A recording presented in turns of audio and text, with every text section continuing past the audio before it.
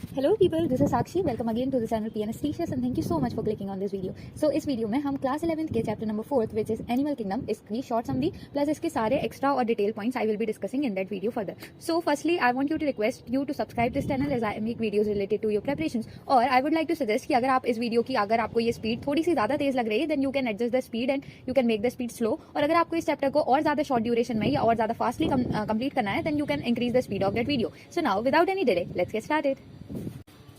सो firstly हम लोग देखेंगे कि there are million of species of animal, लेकिन ऐसा जरूरी नहीं है कि ये सारे एनिमल्स जो होते हैं वो सिर्फ और सिर्फ एक ही टाइप से या उनका सिस्टम ऑफ लेवल ऑर्गेनाइजेशन वो एक ही हो. There are lot of million of species of animals जो कि आज तक डिस्क्राइब की जा चुकी हैं और इनकी क्लासिफिकेशन में हेल्प करने के लिए हम इन्हें कोई सिस्टमेटिक पोजीशन देते हैं. नाउ बेसिस ऑफ क्लासिफिकेशन सबसे पहले हम देखेंगे कि सारे स्ट्रक्चर्स और डिफरेंट होते हैं एनिमल्स के, लेकिन बहुत सारे फीचर्स होते हैं जो कि कॉमन भी होते हैं डिफरेंट इंडिविजुअल में जो कि रिलेशनशिप फॉर्म करते हैं among all the different organism. So उसके पहले हम लोग देखेंगे कि लेवल ऑफ ऑर्गेनाइजेशन क्या क्या होता है. सो फॉर एग्जाम्पल अगर हम स्पंजेस में देखें तो सेल्यूलर लेवल ऑर्गेनाइजेशन होता है as they are formed of loose cell aggregates. But अगर हम एक हायर लेवल पे जाते हैं तो जैसे कि for example in the coelenterates we have a tissue level of organization. अगर हम और ऊपर जाते हैं तो प्लेटीहेल्मिन्थेस आता है और ये ऑर्गन लेवल ऑफ ऑर्गेनाइजेशन है. और इसी तरीके से अगर हम आगे जाते जाते हैं जैसे कि for example animals like annelids, arthropoda, mollusc, echinoderms और कॉर्डेट्स, इन सभी में organ system level of organization होता है. अब ये वाले ऑर्गन सिस्टम लेवल भी अब बात आती है कि ऑर्गन सिस्टम भी different different groups of animals में एग्जिबिट करते हैं. जैसे कि फॉर एग्जांपल अगर डाइजेस्टिव सिस्टम जैसे कि इन प्लेटीहेल्मिन्थेस यहाँ पे एक सिंगल ओपनिंग होगी फॉर इनसाइड एंड आउटसाइड और फॉर इनटेक और एक्सक्रीशन ऑफ एनीथिंग. मतलब कि प्लेटीहेल्मिन्थेस में सिंगल ओपनिंग होती है जो कि माउथ और एनस दोनों का फंक्शन परफॉर्म करती है. तो इस टाइप के डाइजेशन को हम लोग बोलेंगे इनकम्प्लीट डाइजेशन, लेकिन यहाँ पे organ system level of organization है.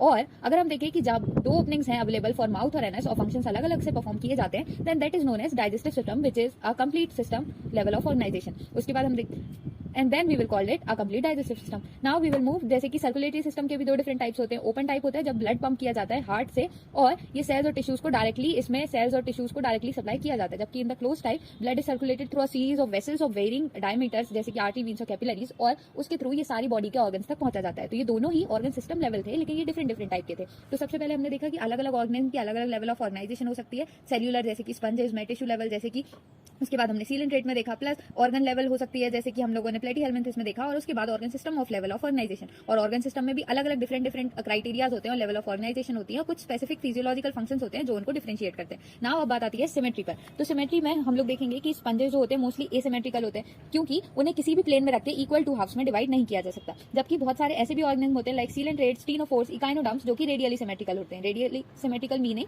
कि किसी भी प्लेन से अगर उन्हें काटा जाए तो वो दो इक्वल पार्ट में डिवाइड होंगे और टू आइडेंटिकल हाफ्स हम लोग उससे ले सकते हैं. बट अगर हम बात करें बायलेट्रिकली सिमेट्रिकल की तो विच मीन्स कि एक पर्टिकुलर प्लेन पे उस पूरे एनिमल को या उस पूरे ऑर्गेनिज्म को किसी दो पर्टिकुलर हाफ में डिवाइड किया जा सकता है. उसके बाद बात आती है डिप्लोब्लास्टिक ट्रिप्लोब्लास्टिक ऑर्गेनाइजेशन की. तो सबसे पहले एनिमल्स जो होते हैं उनकी सेल्स, जिन एनिमल्स की सेल अरेंज होती है टू एम्ब्रियोनिक लेयर से जैसे कि फॉर एग्जाम्पल इकाइनोडर्म्स और इंटरनल एंडोडर्म, तो उन्हें हम लोग डिप्लोब्लास्टिक बोलते हैं. बट जिन एनिमल्स की सेल्स जो है वो अलग लेयर मतलब कि उनकी डेवलपिंग एम्ब्रियो की एक थर्ड लेयर और जर्मिनल सेल भी प्रोड्यूस होती है, उसको हम लोग मीजोडर्म बोलते हैं. मतलब कि जिनमें सिर्फ और सिर्फ दो सेल या लेयर अरेंजमेंट था एंडो और एक्सो, वो वाली हुई डिप्लोप्लास्टिक. और जिसमें थर्ड लेयर भी प्रेजेंट है which is by developing embryo, तो इस थर्ड जर्मिनल लेयर की presence which is the mesoderm, इसकी प्रेजेंस को हम लोग बोलेंगे ट्रिप्लोप्लास्टिक जिसमें ectoderm, endoderm plus mesoderm present होगी. उसके बाद हम मूव करते हैं to the next portion which is the coelom. तो सबसे पहले प्रेजेंस या एब्सेंस ऑफ कैविटी डिसाइड करती है कि बॉडी में सीलोमेट एक ऑर्गेनिज्म सीलोमेट है या नहीं है.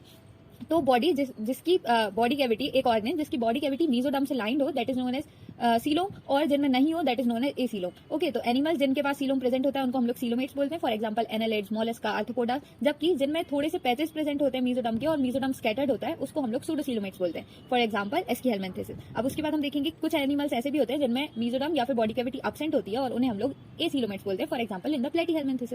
अब उसके बाद बात आती है मूविंग टू द सेगमेंटेशन. तो सेगमेंटेशन मतलब कि एक कोई पर्टिकुलर चीज जो एक पैटर्न में बार बार डिवाइड हो रही है और किसी भी ऑर्गेनिज्म को डिवाइड कर रही है. जैसे कि for example in the earthworm में कुछ सेगमेंट्स प्रेजेंट होते हैं जो कि एक्चुअली सिमिलर होते हैं और एक पैटर्न फॉर्म करते हैं और इस सेगमेंटेशन को हम लोग मेटामेरिक सेगमेंटेशन बोलते हैं और इस फिनोमेना को मेटामेरिज्म बोलते हैं. Moving to the next category which is the notochord. Notochord जो है एक मीजोडर्मली ड्राइव्ड ऑर्गन है जिसकी एक रॉड लाइक स्ट्रक्चर है और ये एम्ब्रियो डेवलपमेंट के टाइम पे डॉर्सल साइड में प्रेजेंट होता है. तो नोटोकॉर्ड जिनके पास एनिमल्स के पास नोटोकॉर्ड है उनको हम लोग कॉर्डेट्स बोलते हैं और एनिमल्स जिनके पास और that animals which do not form this structure is called as non chordate, for example in the Porifera और द इकाइनोडर्म्स। अब हम लोग क्लासिफिकेशन ऑफ एनिमल्स के 4.4 फिगर को देखेंगे, विच is the page number 49 of NCERT. तो यहाँ पे आपको सारी चीजें जो आगे हम लोग डिस्कस करने वाले हैं उनकी एक शॉर्ट टाइमिंग दी गई है। फॉर एग्जांपल फर्स्टली हम लोग देखेंगे कि सारे एनिमल्स को किंगडम लेवल पे डिवाइड किया है, फिर लेवल ऑफ ऑर्गेनाइजेशन, उसके बाद सिमेट्री, बॉडी कैविटी और सीलोम, और उसके बाद उनके फाइलम के हिसाब से उन्हें डिवाइड किया गया। तो फर्स्टली हम लोग देखेंगे एनिमल्स सारे हम लोग ले रहे हैं इसमें, और सारे एनिमल्स मल्टी सेल्यूलर है, लेकिन वो मल्टी सेल्यूलर भी cellular level of organisation form करेंगे, या वो टिश्यूज, ऑर्गन या organ system level of organisation form करेंगे। तो मोस्टली वो एनिमल्स जो कि सेल्यूलर है as given in the upper portion of the diagram, तो मोस्टली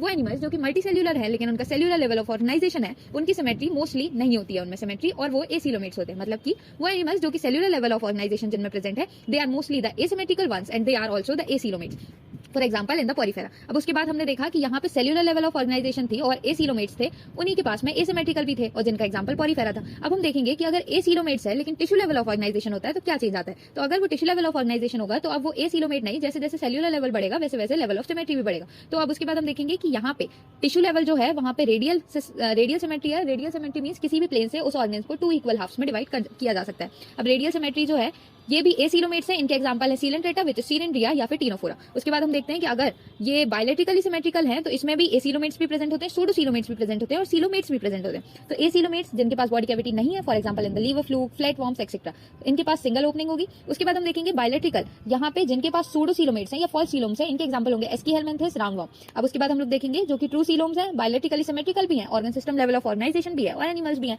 तो जो लास्ट कैटेगरी है वो हमारी सिलोमेट्स या ट्रू सिलोमेट्स की। तो इनके एग्जांपल्स हैं Annelida, Arthropoda, Mollusca, echinoderms, hemichordates and कॉर्डेटास।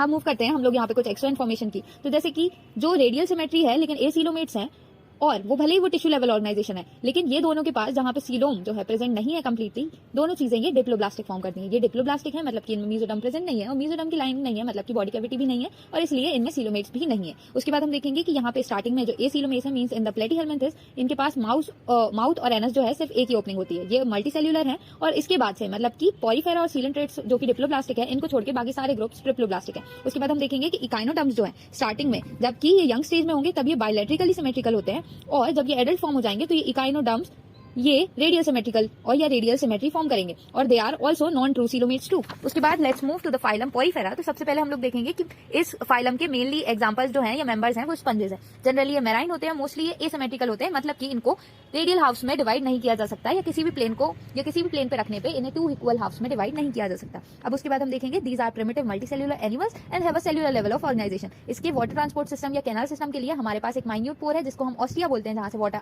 Intake होता है, और ऑस्क्यूलम जहां से वाटर आउटगो होता है या फिर वेयर द फूड और एनीथिंग इज एक्सक्रीटेड। अब ये वाटर का जो ट्रांसपोर्ट या कैनाल सिस्टम है, इसी से फूड गैदरिंग भी की जाती है, रेस्पिरेटरी एक्सचेंज भी किया जाता है और रिमूवल ऑफ वेस्ट भी किया जाता है। इनकी जो कॉलर सेल्स हैं या स्पॉन्जियोल्स को जो लाइन करने वाली सेल्स हैं that are known as choanocytes. आपको ये एग्जांपल आपको ये वर्ड याद रखना है विच इज द क्वानोसाइट्स। अब उसके बाद हम देखेंगे कि यहाँ पे डाइजेशन इंट्रासेल्युलर है और बॉडी के स्केलेटन जो बॉडी है स्पंजेस की वो सपोर्ट की जाती है फ्रॉम द स्पॉन्जिन फाइबर्स। आपको ये भी ध्यान देना है कि किसकी बॉडी में कौन से फाइबर्स हैं या कौन सा स्केलेटन प्रेजेंट है। जैसे कि यहाँ हमने स्पॉन्जिन फाइबर देखा, हम लोग जब आगे मूव करेंगे तो हम देखेंगे कि कुछ अलग अलग लेवल या कैल्शियम कार्बोनेट की प्रेजेंट है, जैसे कि इन द कोरल्स, और we will be discussing it later. अब उसके बाद हम लोग देखेंगे कि बॉडी सिस्टम या स्केलेटन जो है स्पीक्यूस या फिर स्पॉन्जिन फाइबर से मेड है। सेक्सेस सेपरेट नहीं है, हर्माफ्रोडाइट्स हैं, एग और स्पर्म प्रोड्यूस किए जाते हैं by the same individual. Sponges जो हैं अगर वो एसेक्सुअल रिप्रोडक्शन कर रहे हैं तो वो फ्रेगमेंटेशन से करेंगे, और अगर सेक्सुअल रिप्रोडक्शन कर रहे हैं तो वो गैमेट फॉर्मेशन से करेंगे। डेवलपमेंट इनडायरेक्ट है। हम एग्जांपल्स देखते हैं और ये पोर्शन आपको सारे डायग्राम्स ऑलरेडी लेबल्ड हैं, जैसे कि ऊपर वाला पोर्शन इज द ऑस्क्यूलम, जो साइड से पोर्शन निकल रहा है दैट इज द ऑस्टिया, और जो दूसरी बर्ड निकल रही है जहां से दूसरे स्पंजेस अराइज हो सकते हैं बाय द फ्रेगमेंटेशन,